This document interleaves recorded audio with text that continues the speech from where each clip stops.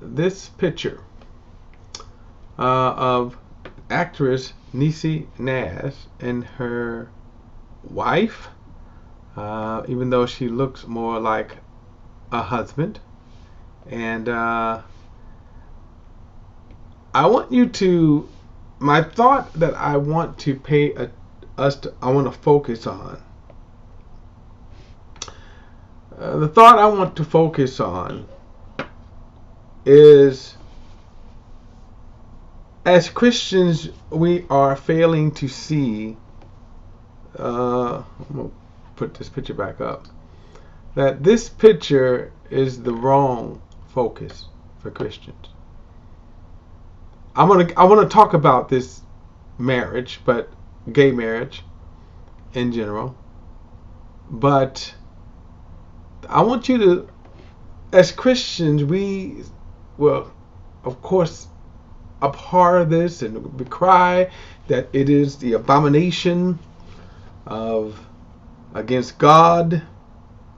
And what we fail to see is that the paradigm has shifted.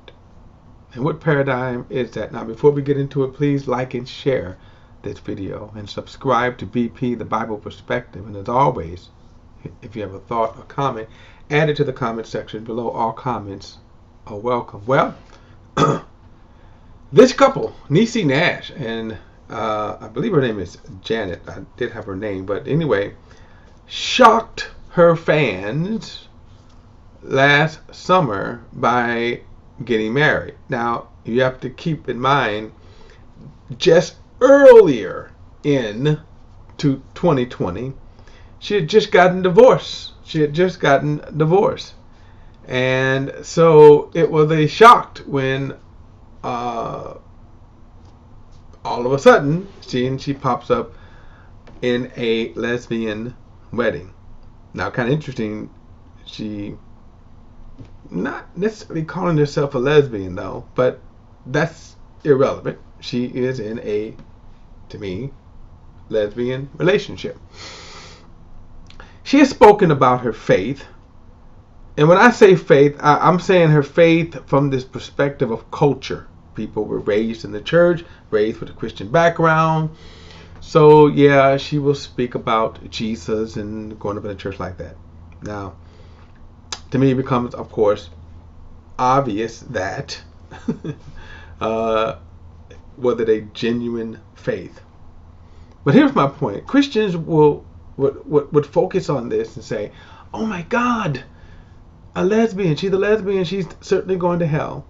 And I'm not here to kind of, anyway, to even debate that marriage. What I am going to say is, it is a mistake for Christians to focus on this, to make this their kind of go-to war. And they have with the conservative platform. And so there are two issues that have emerged as the front runners. And believe it or not, the kind of Christian right movement as a political platform started in the 60s. There were a few more items that they had to sort of scratch off. Things like prayer in schools, things like that. Okay, they said, well, you know, we kind of lost that battle, right? But abortion and gay rights have remained the issue. And this video is also a prelude to another video that I'm going to do about Pastor John MacArthur. I've done a couple of videos about him before, but what I want to talk about with him particularly is that all of a sudden this evangelical Calvinistic man, pastor, now is saying that if you vote for a Democrat, you're not a Christian. No Christian can vote from a Democrat. Now, a couple of points I want to make with our friend here, Niecy Nash. A couple of things here. There's a problem with this. Here's the question that I want to say. What made her overcome her social conscience, right? To say, forget it. I'm going to get married. And remember, as I said earlier, what was probably the more shocking thing is that earlier this year she had she had the more shocking thing is that earlier this year she had. I didn't mean to do this. All right. So earlier this year she had just divorced her husband. I think it was her second husband. Okay. So that was kind of the shock, and like I said, without getting all into kind of gritty details. My point is, why this? Why would she make this? Right? Why would she make this? So bold of stand, so a consciousness of stand. And this is what I want to say. And I want to come back to talking about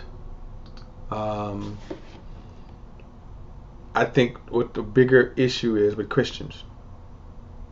The paradigm shift that has changed, that has shifted, is that Christianity is no longer the dominant thought.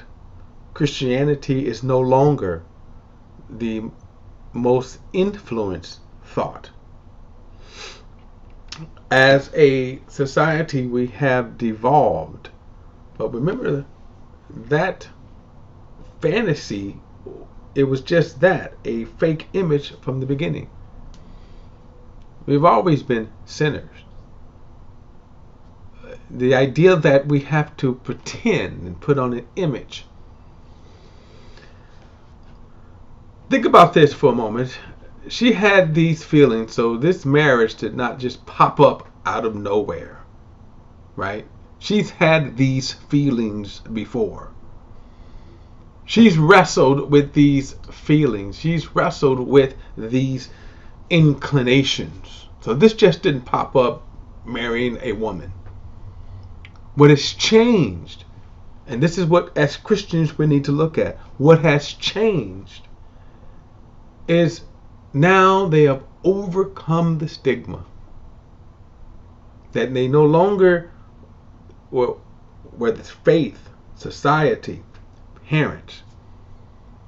That is the paradigm shift that as Christians we better pay attention to. The era of Christians. Now I want to read something here because this is found in 1 Timothy chapter 1. And I'm going to just kind of zero in on 9 when it says we know that the law is not meant for a righteous person, but for the lawless, for the rebellious, for the ungodly, for the sinful, for the unholy, the irrelevant, for those that kill their fathers and mothers, for murderers. And for the purpose of this discussion, murderers here, I'm going to throw in abortion. He says for the sexual immoral, that could be any marriage outside of the God-ordained sex. Notice this, and homosexuals, and kidnappers, liars, perjurers, and whatever else. It's contrary to sound teaching. Now I want you to know, as believers, right, the Christian right is focused on the murderers, and I want to say abortion, right, and homosexual. But notice all of the other stuff here. About this, liars, perjurers, anything else, immorals, thieves, where we can go on and go over and over again, right? That all of these things are unrighteous. All of these things are an abomination to God. The sinful nature is an abomination to God. And so the problem with Christians in their quest to purify America, make America great again, purify America, they always, you hear them crying that we want to bring America back to God. Reality, no they don't. What they want to restore America to is this kind of fake Christianity, this fake morality that's kind of whitewashed, pun intended, but not pun, whitewashed on the outside, but inside, see, on the inside, just like here, Nisi, she's wearing white, didn't intend to, but she's wearing white, but inside, guess what? This marriage to the woman is what she was wrestling with and struggling with. Probably most of her adult life, if not all of it, right? These feelings just don't pop up out of the way. You see, the problem is that the Christians are fighting the wrong battle. The paradigm is changing, it's shifting, that we no longer care about, right, The society no longer care what God thinks, what the church thinks. Here's a funny tip. It used to be on Sunday, right? You would do your best not to sin on Sundays. As a little child, I actually thought that. If you stood in front of a church, you wouldn't lie, you wouldn't curse. Those days are gone. And what this marriage signifies, or is it just a part of, okay, is, again, go deeper into the consciousness, go deeper into the heart, go deeper into the mindset, where now God is no longer the restrainer.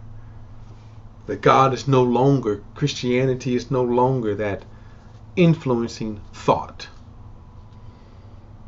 And I think as Christians, we certainly are fighting the wrong battle. We're failing to see that paradigm has shifted. Oh, I didn't mean to do this, huh? Oh. Alright, guys. Up. Alright, anyway. So, I was going to close anyway, but anyway. Alright, so look. As Christians, I think we should wake up. We should wake up. We should wake up and get back to being examples. That we should be examples of God's light, His love, and more so His mercy. Alright, that is my perspective, guys. As always, don't forget to like and share this video and subscribe to BP, the Bible Perspective. And if you have a thought, a comment, add it to the comment section below. All comments are welcome. Till next time, I will